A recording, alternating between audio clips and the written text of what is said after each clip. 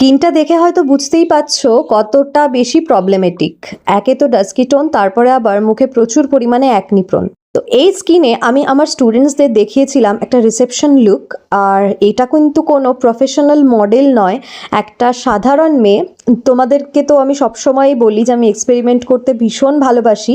তো সেরকমভাবেই আমি কোনো নর্মাল মেয়ের উপরে কাজ করেছিলাম, কোনো প্রফেশনাল মডেলের উপরে নয়।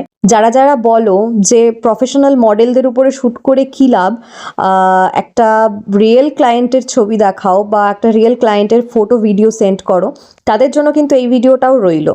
আর তোমরা যারা এই রকম ধরনের রিয়েল ক্লায়েন্ট বেসড বিভিন্ন রকমের লুক শিখতে চাও, মেকআপে নিজেদেরকে আরও স্কিল্ড করে তুলতে চাও, তারা কিন্তু অবশ্যই আমাদের upcoming basic to advance bridal hair and makeup ক্লাসে জয়েন করতে পারো।